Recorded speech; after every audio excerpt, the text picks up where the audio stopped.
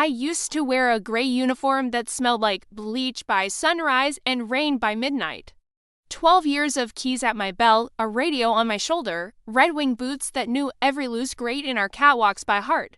12 years of checking locks with a knuckle tap, of counting men whose names I learned only when I had two, of coffee to cheap, and to hot in the control room while the cameras hummed and blinked like tired eyes. I thought I was good at not taking the job home, at hanging the weight of it on a hook beside my jacket. I told myself I didn't scare easy. But there's a night, and there's a man, and there's a 6x9 rectangle of concrete called D13 that still follows me into sleep like an unpaid debt. I left the job I moved 2 towns over. I stopped wearing watches because ticking sounds like the control room when count is late. It hasn't mattered. When I close my eyes, I hear a voice chanting syllables my mouth can't shape, and I smell rust after a storm. If you're listening right now, humor me. Tell me in the comments where you are and what time it is there. Maybe you're driving a dark highway with this in your ears. Maybe you're lying in bed with the lights off, phone 3 inches from your face. It helps to know there are lights on in other windows. Blackwood State Penitentiary sits where a railroad once convinced a town to exist. The ridge breaks the weather in half. The penitentiary is all wrong angles and old stone from 1912, a clock tower that never quite tells the truth because the wind off the hills bangs the minute hand loose every winter. The newer wings pretend they belong to a different century with their beige paint and epoxy floors. The old bones show through anyway, pipes knock at 3 in the morning. Steam sighs through grates like a tired animal. Every light has a hum that sits just behind your teeth. The building breathes. That's not poetry. On midnight rounds, you'll feel a cool push of air from nowhere, like the place is exhaling at you for being there. I spent most of my years on D block. On paper, D is high risk, administrative segregation, step down from the whole 23-hour lockdown for the men who can TB anywhere else without someone getting stabbed with a toothbrush handle. In practice, D is a mooter cord that never resolves. The catwalks run for tears up, bolted steel that rings under your boots. Cells line both sides, each with a bean slot that clacks when you feed a tray through, each with a slit of window that looks at a brick wall or a slice of sky that doesn't belong to anyone. Men talk through the plumbing, toilet phones. We call them tapping the bowl with a plastic spoon to send a message through the water to someone 3 cells over and to tears down. They slide kites, little notes, under doors on a string made from ripped sheets, trading ramen for coffee, coffee for postage stamps, stamps for protection. You learn the weather by steel. You can tell when a fight is coming because the block goes to quiet. You can tell when a man is going to flood his cell because the toilet starts to sigh like it knows. There's a cell on D the men refuse like a bad tooth. 500 to 13, same measurements as its neighbors. Same stainless toilet, same bolted bunk with a mattress thin as gilt. The number 13 is black stencil over gray cinder block paint like all the others, but if you print that number on an assignment sheet you lines watch a man with a teardrop tattoo under his eye go polite like a church usher. Hands up, boss, come on, anywhere else? Stories grew there the way mold grows where the paint flakes. A lifer said he woke with a wet taste in his mouth like he'd been drinking from a rusty pipe. The mop bucket stayed clear. Another swore he heard breathing under the floor. One man asked for a new pillow because he said his felt like a chest rising and falling under his cheek. I called it superstition because if you start believing walls have opinions, you won't make it through your first Christmas. But I kept the number in the back of my skull, the way you keep a pebble in your shoe when you don't have time to stop. The bus door folded open on a cold March morning like a mouth. Transport is ritual, chains like small rivers, orange jumpsuits stepping down 2 at a time, a sergeant reading names in a voice that doesn't ask if you're listening. The man they brought to me between 2 officers was named Marcus Kane. 6'4", built like he could shoulder an engine block, wrists the kind that make the handcuffs look decorative. The file said yard altercation, 1 deceased, which is how we spell murder when we need to do it with a straight face. Rumors said the weapon was a snap toothbrush, a slash in the carotid so clean the jumpsuit from chest to knee went crimson in under a minute. He was calm to calm. Not the empty glassiness of someone medicated, not the jack heat of a man spoiling for his next fight. He watched. There's a way some men look at a room like they rememorizing a blueprint that only exists for them counting screws, measuring hinge pins with their eyes. He had that look. He saw the camera in the corner, and the camera saw him, and I swear the picture on the monitor in control sharpened for one frame like it had leaned forward. "You're putting me on D," he said before anyone told him. "You don't get to call your shots," I said, turning his chain toward intake. He nodded like I'd confirmed a rumor. The warden, Mitchell Cop's cop, gray hair, you could cut paper with signed off on the housing without looking up from her coffee. D block 13, she slid the forms like dealing a card to a man already in the hand. I signed and walked him down. Keys on my belt talked to each other in the metal language I stopped hearing around year 2 and started hearing again once I quit. Men watch new fish like a TV you don't have to fight anyone for. We passed D7 where Marino once painted an off-white square of wall for a week until the bristles were nubs and said if he could get the color right he'd sleep. D9 where Parson had scratched his daughter's birthday into the paint with a paperclip and swore the wall blinked at him. D11 where flood stains look like fingers reaching down after a hard rain. When we stopped at D13, Marcus lifted his chin as if reading a sign that isn't there. "You been here?" I asked loud for the microphone, because nothing good happens when you ask dangerous questions quietly. "No," he said. "Then why do you look like you recognize it?" He held my eyes. He had the kind of gaze that makes you feel like a filing cabinet someone is rifling through. "I used to dream about it," he said. "I'd wake up with the taste of this room in my mouth." I gave a laugh I didn't feel. "Well," I said, swinging the door, "spit it out if it doesn't taste good." The hinge moaned in a key the old wing knows. He stepped in and stood in the middle like a man measuring a rug. Then he set his palms to the wall seam where the cinder blocks stack vertical just beside the outer wall, like a man greeting a door he'd been gone from a long time. The first week he was the kind of inmate a guard prays for, quiet on time for chow through the slot, no kites. No requests for the law library, no banging on the door to ask for extra blankets because the vent drafts will cut you in March. He showered like he kept time in his head. He never tried to talk through the plumbing.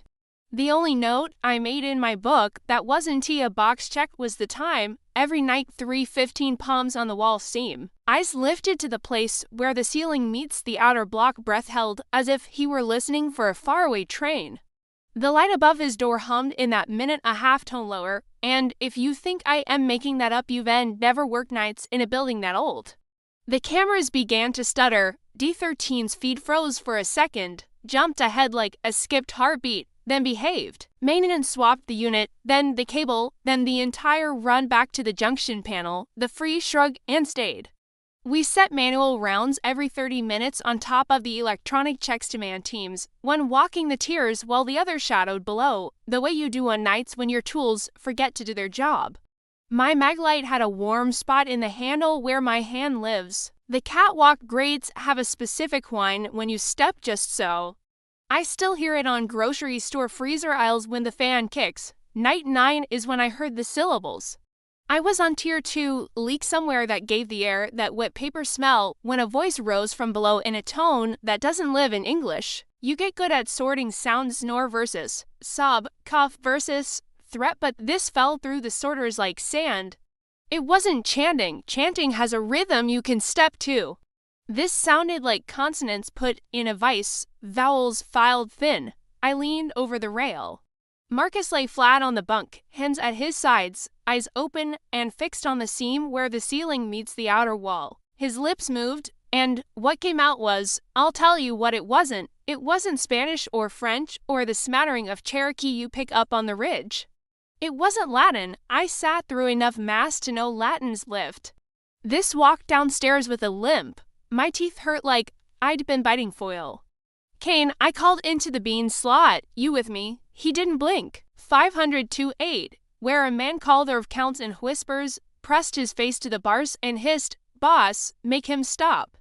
I got the crawl. The what? He tapped his temple. And he said, "Inside the bone, make him stop, close it down." I said, "Because you have to cut the chorus before it cuts you." I used the Academy voice, the one you put your full weight behind. Kane, back to me. Now, he didn't flinch. He lifted both hands a quarter inch, just enough that I saw a hairline of shadow under each palm like a gap where skin should meet paint, then set them down. He spoke for 23 minutes by my watch, never louder than a steady murmur. When he stopped, he closed his eyes like a man let go of by a current. A drop from the leak found metal and sounded like a fingernail on tin. I wrote it up, the lieutenant on Knights Harlan, who keeps antacids in his shirt pocket like a talisman shrug, and wrote sleep talking. With a question mark that saved his sanity, Nurse Albright at MedPass took a pulse through the slot, checked his pupils with a penlight, set a paper medicine cup on the ledge with 2 ibuprofen, and said the word baseline out loud, as if it had power. The religious volunteer slid a track under the door that said the door is within. In the morning, I found it shoved back out with 3 small circles pressed in the damp paper like signatures I couldn't read. We tried to move him on day 12 because there's only so long you tell yourself a story is a story. D5, the assignment board said. I opened 13, walked him down, locked him in 5. 2 hours later, he was pacing. For hours, he was at the back wall with his ear to the paint like a man waiting for a knock. At 6 hours, he stopped drinking water. At 8, he sat on the floor with his back to the bunk and stared at a spot where there is no spot until his eyes went flat like bad glass. At 10 hours, he rapped the bars with 1 knuckle in a rhythm that zipped along the block, and I want to write it down here because I still hear it when I climb metal stairs. The sergeant put it in the log as behavioral and told me to put him back. When I swung 13 open again, the smell of old pennies walked past me into the hall. He put both palms on the seam and exhaled like a man putting down a weight. He drank water, and the block drank with him. Little things multiplied. The razor from D1 went missing, and the man who would open his forearm with it didn't ask for a band-aid.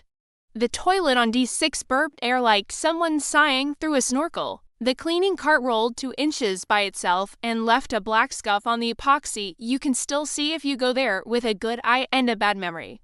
Men woke with mattress seam imprints on their cheeks that didn't match the position they swore they slept in. When I stood in front of 13 long enough, the hum of the light slid down a note and brought a second hum with it, like harmony no one asked for. The storm built all day like a rumor. The sky took on that yellow-green cast that makes dogs cling to your knees. The radio on my shoulder made a noise like a man trying not to cough when no one keyed it. The weather app on the OICS phone kept refreshing like it didn't want to commit to bad news. The first thunder rolled the clock tower to honesty for a second. The minute hand jumped and lay back down, slanted again. The power dipped and found 1 knee, dipped again. The generator took over with the reluctant hum of a man getting off a couch. Cameras across the board flickered to black and returned like someone blinking hard. When D13's picture came back, the bed was empty. Doors tell the truth, locks lie less than people. I took the catwalk and a dozen steps my knees didn't remember, braced the door like the hinge would confess. The bottom sweep left its little crescent of dust on the floor. No one had swung this since last clean. The slot was latched. The latch told me it had not been moved. Inside, the mattress held an oval of heat that could have been 30 minutes old or 3 years depending on your fear. 2 hand shapes a shade darker than the paint smudged the seam on the wall. The camera in the corner watched me watch nothing. Control, D13 is clear, I said because you say things like that when you mean the opposite. The radio made the strangled cat noise it makes when someone forgets to release the button. Then Hughes, in Tower 3, the perimeter post, came over Channel 2 with gum in his voice. Movement on the roof, he said. South corner, looks like a jumper. The stairwell to the roof always smells like wet stone and the breath of people who come there to ask for something they don't expect to get. The door sticks when it rains. I put my shoulder into it and it gave 6 inches and then all at once like a throat. Rain is not just water in a storm like that. It's angles and grit and a sound that pushes other sounds out of the way. Floodlights poured syrupy light across puddles that made everything a half second late. He stood barefoot at the lip of the south corner, jumpsuit plastered to him, toes curled over the edge like 10 small hooks. He didn't glance back, he had the posture of a man in a photograph. "Kane," I shouted over the wind. My voice came back to me smaller, already wet, step away from the edge. Now, the part of my brain that does paperwork said now, so someone could write it later. He turned. I have told this next part only to people I didn't want to keep and to a priest who didn't flinch. His eyes were wrong, not bloodshot, not dilated, not unfocused. From lid to lid, black, no whites, no iris, not glossy matte, like cloth pulled over a hollow.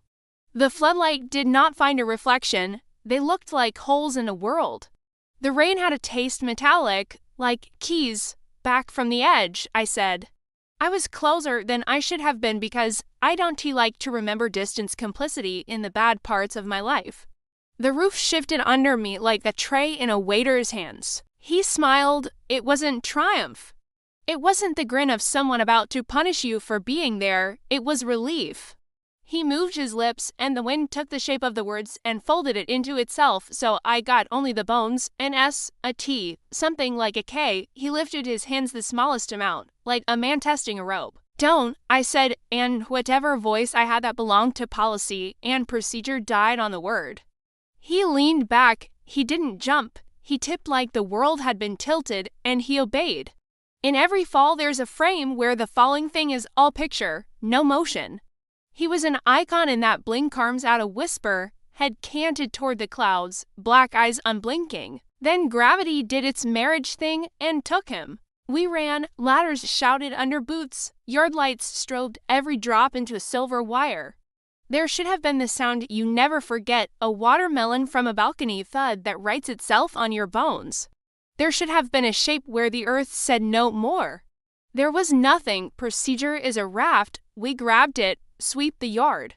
Check the wall angles where the stone jets and might offer a terrible shelf. Follow the water to the drain. Make sure the grate didn't eat a body.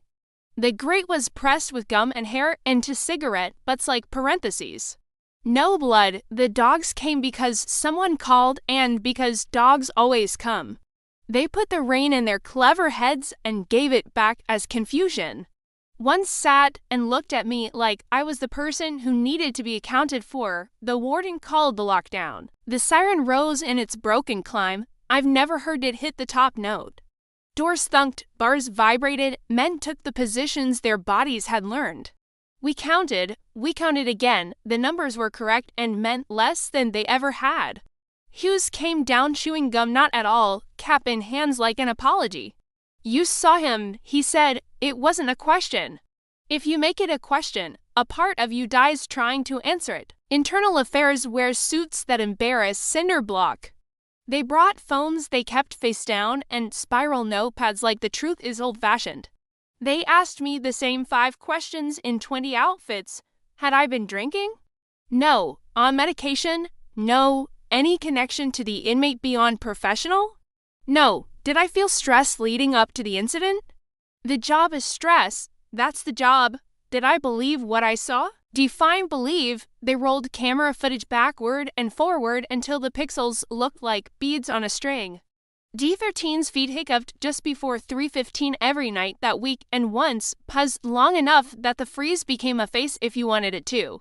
The roof camera showed a man-shaped tipping, then a burp of gray, then rain, puddles, light, no man. The perimeter cams made light where light shouldn't and shadow where there was none, and the tech muttered about interference like he could make it a human word. "Electrical storm," he said, "these old lines pick up."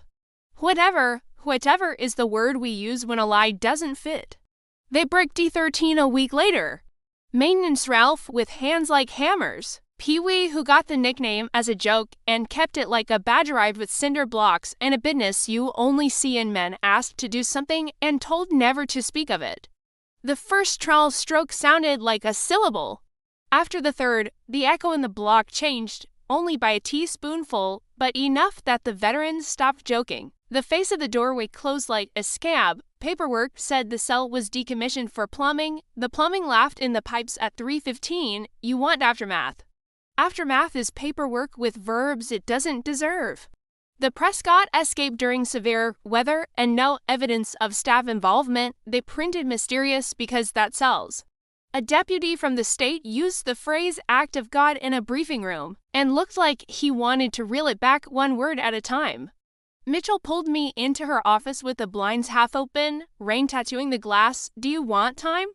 She asked, which is the institutional way of asking if your hands shake when you pour coffee now. I want an answer. I said, you won't get one. She said, not unkind.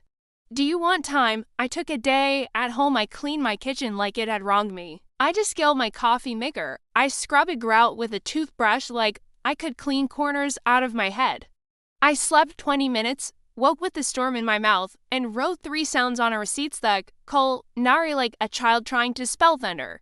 In the morning, I burned the receipt over the gas burner, and the smoke smelled like bleach. The block tipped in ways that didn't make the log. A man who hadn't cried in 6 months started to, only when the wind came from the south. The med cart was 2 inches left of where Albright always parked it. I moved it back like that could matter. Roll call went 12. 14, and no one paused where the number used to live. The brick doorway gathered dust the way a wound scabs. Men said less through the toilets. The harmonics in the lights were wrong by a hair. I talked to Father Donofrio, the chaplain, because a man has to talk to someone who lives with the idea of doors. He has a laugh like a man who won't let hell have punchlines. You look like a man underwater, he said. I'm breathing, I said. Lots of people drown breathing, he said. He told me about a monastery where the monks wouldn't sleep and because the teeth grind sound came through the walls. He told me about an elevator at a hospital that stopped on a floor that only existed on blueprints older than the staff. Buildings remember, he said, we pretend they don't because it's inconvenient. Is he dead? I asked a child's question. He knocked on the wall twice like it owed him money. We're all somewhere, he said. The trick is knowing what that means. A week after I quit, my doorbell rang at 3:15. You don't forget that number. I padded through the apartment, socks turning dust into eraser marks. The hallway outside was a thin silver coin under the fluorescent. No one stood there. A sheet of paper sat on the mat, folded. Inside was a printout cheap glossy from the D13 camera 2 nights before the storm. Marcus stood with his palms on the seam, head tilted like he heard his name in the wall. At the edge of the frame the rectangle warped. Not enough to scream about, just enough to make a building inspector check his level. On the back, in careful blue ink, someone had written, not all doors are for people. No signature. I burned it on the stove. The smoke smelled like rain on old stone. You want a neat ending? I want one too. I want to say we found a body hung up in the razor wire behind Tower 2, that there was a tunnel from the old laundry to a culvert he could have slipped through, that a cousin of a friend of a guard let him ride in the trunk of a Corolla out past the old quarry. I want a story that fits. The one I have doesn't. The one I have is a building that knows breath. A man who put his hands on a scene like a lock he had the combination for, a night where the sky pushed and the edges gave, a fall that didn't, a cell we bricked like a mouth. I think time can puddle. I think the map gets folded and ink from one road bleeds to another. I think if we hadn't closed D13, the wall would have learned to do it for us. I think Marcus walked into a knot in the wood and something else walked out. I think the black in his eyes was the color of a place, not a thing. I think that, and I still check my locks twice before bed. If you re-still with me if your room is dark and the only light is from this screen, tell me where you re-watching and what time it is.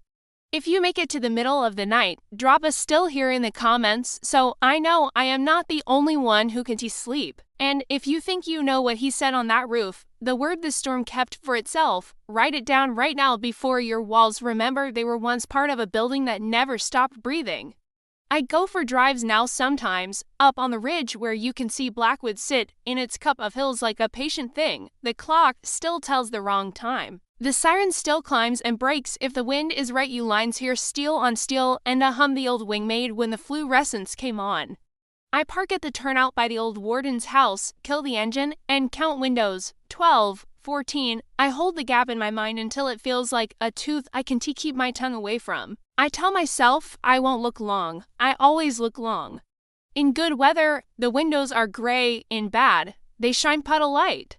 If I sit long enough, the air in the car cools a degree and I get that push across my face like a sigh. I turn the key and go because I am not brave, not in the way that word is meant. Sometimes I dream of the roof, rain needling my ears, floodlights threading necklaces across the puddles. He hasn't turned yet, he's still looking at the yard, the corner of the wall where the stone juts like an old knuckle. I get there in time in the dream. I put my hand on his shoulder and it's warm, warmer than the rain, and he turns and his eyes are ordinary and he says the word the wind stole and I understand it. In the morning, it's gone the way breath is gone from glass. I stand at my kitchen sink with the water running too long and try to catch it by pretending I don't want to, and when it doesn't come I shut off the tap and the silence hums like a light. I want to tell you it gets better. In daylight, it does. In daylight, halls are just halls and concrete is just poured stone and the ringing in your ear is just tinnitus from years of radios and whistles. At night, there are rooms in every building that you don't walk past fast enough. Hotels have them, hospitals have them. There's a door at the end of the second floor hallway in my apartment building that sticks a little when you push, and sometimes I think I hear the faintest choke of a camera relay on the other side. I take the stairs. I'm not asking you to believe me. Belief is a luxury for people who haven't had to write impossible verbs on state forms and hand them to men in suits. I'm asking you to check the seam where your wall meets your ceiling tonight, to put your palm there just for a second, not long, and see if the paint is colder than it should be. If it is, don't take your hand away fast. That's how you teach it fear. Slow is the way. Turn on a light you don't need. Drink water. Name the objects in your room out loud. Chair, phone, keys, window, keys, always the keys. I used to wear a gray uniform that smelled like bleach by sunrise and rain by midnight. 12 years of keys at my belt, a radio on my shoulder. Some nights I wake at 3:15 with my palm on the wall and a taste in my mouth like old pennies and rain. Tell me where you are and what time it is. Tell me what you think happened on that roof. Tell me I didn't see what I saw. Or tell me the word you think he said, the one the storm kept. If you write it carefully, if you spell it slow, maybe your walls won't learn it, maybe mine will finally forget.